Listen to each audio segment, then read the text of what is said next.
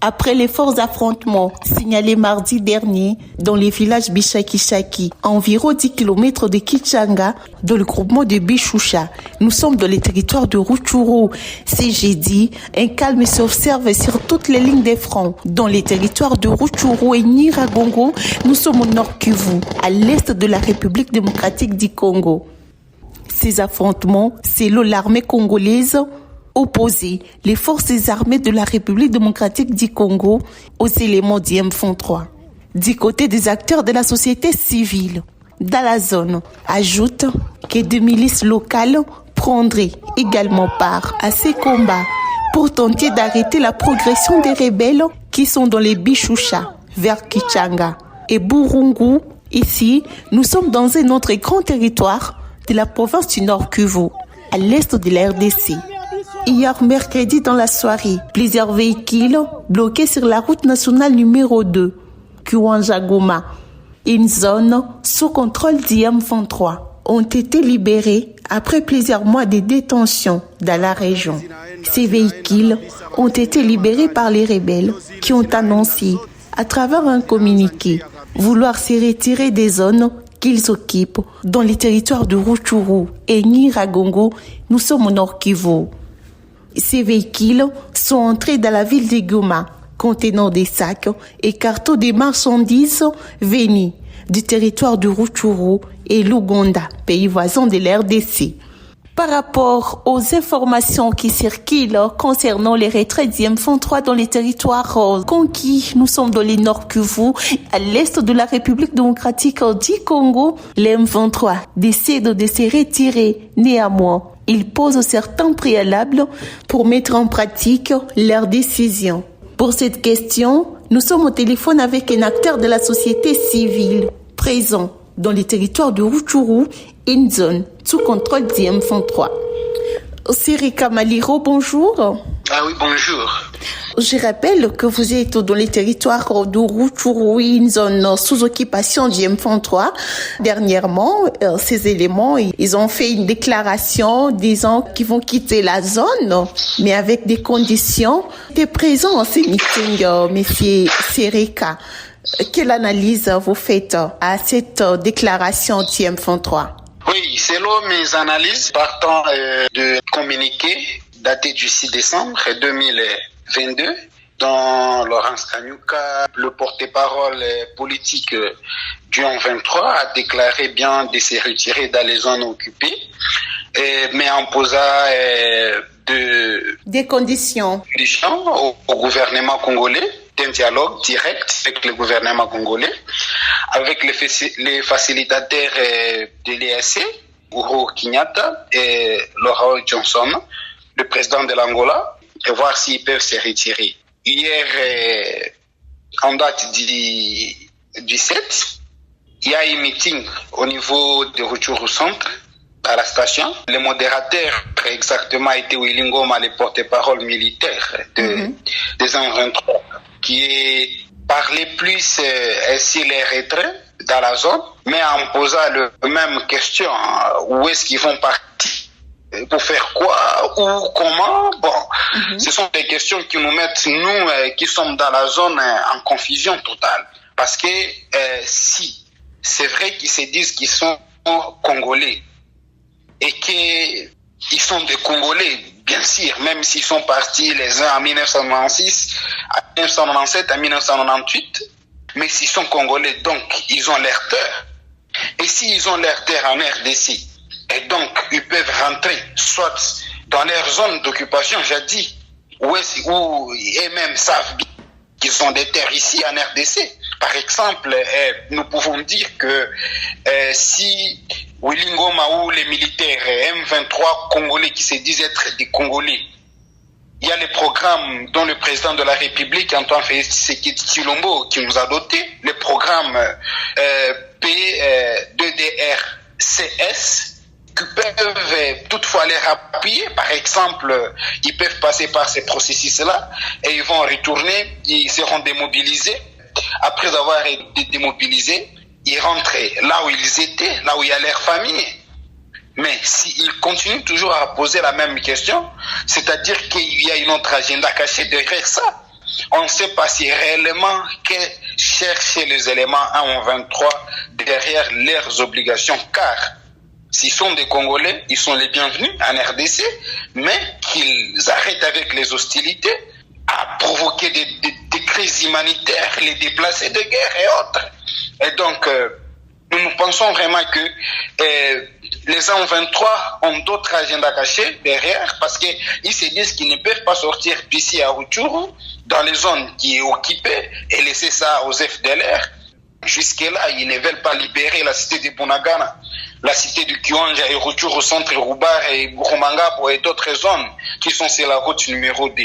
Hier, il y a Willy Ngoma qui a autorisé que les véhicules qui étaient stationnés à Kiwanja, à Rutshuru, à Rubare, qui puissent continuer la route vers Goma. Mais on ne sait pas si réellement, est-ce que avec ces véhicules-là, il y aura toute implication de la sécurité face à leur trajectoire qu'ils sont en train de faire. Est-ce que le gouvernement congolais va accepter que les véhicules qui sont à Goma viennent s'approvisionner dans la zone ici occupée par les M23? Ça reste encore quelque chose à mettre encore sur un plateau et en discuter. Bon, donc la situation actuelle n'est pas tout à fait, nous, la population, on voit encore quelque chose qui n'est pas comme de magouille qui est en train de se passer sur les dons de chacun. Mais nous, ce qu'on peut souhaiter de plus, c'est qu'il y ait une attente entre le gouvernement congolais et les M23 pour établir la paix dans l'est de la RDC. Mais si cette situation continue, la crise humanitaire va toujours s'accentuer. À part ça, il y aura plus de morts, de faim dans les zones où il y a des déplacés. Tout menace des éléments des M23 face, oui, au gouvernement congolais et au groupe d'autodéfense. Des problèmes que nous, la population est en train d'affronter. La crise humanitaire, la crise économique est tellement dans la zone. Donc, nous, on préconise encore que les M23 puissent revoir vraiment leur communiqué et nous dire la vérité, s'il s'agit vraiment réellement de quoi. Parce que quelqu'un qui se dit être congolais, il est congolais. Donc, il a sa famille en RDC, il a ses amis en RDC qu'il connaissent très bien, qu'ils viennent habiter avec les autres, mais ils doivent passer par le programme PDDRC-S. Et là, ils seront certifiés, ils seront démobilisés, ils seront réinsérés dans la communauté. Ceux qui veulent continuer avec leurs trucs là, je ne sais pas ce que le gouvernement lui-même va proposer. Bon, mais nous, on s'est dit vraiment, on avait l'espoir qu'après le dialogue Nairobi 3, on aura vraiment plus de solutions dans la zone où nous sommes habités. Mais par malchance, voilà ce qui est en train de se passer dans la zone. Et donc nous, on ne voit pas vraiment en réalité ce qui va se passer après ces temps ici, mais on a vraiment tout intérêt de mettre d'abord à l'abri et de mettre en avance et en priorité la sécurité dans la zone Est et la paix et la stabilité dans la zone Est de la RDC. Seros, vous êtes acteur de la société civile présent dans les territoires de Rutshuru, bien sûr, une zone sous contrôle du M23. Donc, après leur communiqué et après leur meeting tenu hier à la station de Rutshuru avec son porte-parole militaire Willy Ngoma, comment vous les trouvez sur terrain? Est-ce qu'ils ont l'air de quitter la zone? Vraiment, on ne voit pas l'air de quitter la zone parce que leurs activités militaires sont toujours là. Donc, nous, on pense bien qu'ils sont en train juste de déflater la communauté internationale, le gouvernement congolais et nous-mêmes, la population qui veut sortir. Il y a Willy Ngoma qui a parlé hier, meeting, qu'il a déjà emballé Sénat, mais pour aller où? Pour faire quoi? Et donc, il n'est pas encore prêt. Parce que là, il dit bien qu'avant qu'il puisse sortir d'ici, il faut d'abord une attente il faut d'abord qu'il y ait dialogue entre les M23 que Kenyatta, les facilitateurs et assez, qui puissent au moins comprendre les deux parties, le gouvernement congolais ainsi que les M23. et trouver une attente entre les gouvernements et leur dire s'ils vont partir où. Et donc, ils ne sont pas encore prêts parce qu'eux-mêmes, ils ne savent pas là où ils vont se retirer et aller où. Et donc, leur retrait est encore conditionnel, quoi. Donc, je pense bien qu'eux-mêmes, ils ne sont pas d'abord prêts pour sortir parce qu'eux-mêmes d'abord pouvaient trouver une attente de lier donc un plan de retrait d'abord stratégique de leur côté, et après avoir eu ces plans de retrait, ils pouvaient vraiment d'abord replier et puis demander ça au gouvernement. Et c'est ce que le président de la République, Félix Antoine Tshisekedi, a toujours dit. Vous faites d'abord les sorties dans les zones, dans les cités occupées, et puis nous on va parler. Si vous ne vous êtes pas encore retiré, donc nous on ne va pas parler. Donc c'est là où réside encore un peu d'accrochage entre les deux parties qui sont en conflit armé. Monsieur Serros, vous êtes présent dans la zone sous contrôle du M23. On comprend bien qu'ils n'ont pas vraiment l'air de quitter, bien qu'ils ont signé un communiqué avec quelques conditions. Donc on peut le comprendre comme ça. Évidemment, c'est ça, parce que les M23, ils se disent d'abord premièrement, ils privilègent d'abord le dialogue entre les M23 et les gouvernements congolais. Et si c'est ça le plan, donc ils ne sont pas encore prêts. Donc, pour être prêts, ils doivent d'abord se retirer de la zone et puis ils demandent maintenant au gouvernement congolais un dialogue. Je pense même qu'Our Kenyatta l'a dit. Oui. Donc, s'ils se retirent, ils peuvent participer dans ce dialogue-là, je pense ça. Mais c'est Serros, je voulais savoir, est-ce que les M23 continuent de renforcer leur position? Bon, moi, vous êtes sur terrain, vraiment... Vous êtes sur terrain, vous êtes dans la zone. Est-ce qu'on peut avoir cette précision? De ma part, je dirais bien qu'ils renforcent leur position.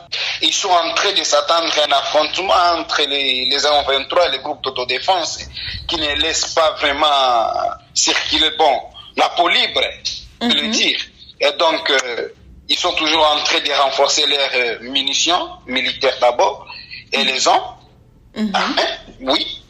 Et ils se préparent toujours à cet éventuel affrontement. C'est ainsi que moi-même j'appelle au gouvernement congolais d'être prudent face aux menaces qui peuvent survenir après entre les M23 et les groupes de défense, peut-être avec les FARDC, dans le groupement de Bichoucha, dans le parc national que peut-être ça peut déborder dans les Kichanga, jusque dans le territoire de Massissi. Jusque dans le territoire de Massissi. Exactement. Donc, nous appelons de plus à la vigilance du gouvernement congolais pour s'attendre à une éventuelle menace et être prêt vraiment à affronter l'ennemi qui peut venir vraiment déstabiliser encore la population dans la ville de Goma, ou étouffer la ville de Goma. Monsieur Serros, vous êtes présent dans les territoires de Rutshuru, ils sont sous contrôle du M23. En tout cas, merci pour toutes ces précisions. Merci beaucoup aussi, Madame Keren Bourreau. Merci pour vos différents commentaires, ça nous fait énormément plaisir. Merci de me suivre sur Afro Info 243. Vous êtes nouveau sur la chaîne, abonnez-vous massivement. N'oubliez pas surtout d'ouvrir la cloche de notification, liker et partager nos vidéos pour avoir beaucoup plus de nos informations en temps réel. Laissez-nous un commentaire. Vous pouvez également nous joindre notre numéro affiché en bas de l'écran. Merci de nous suivre, merci de nous laisser vos commentaires. Merci surtout de nous encourager. Keren Miburo, je suis ravie de vous lire. Coucou et portez-vous bien. Rendez-vous dans le prochain numéro d'actualité.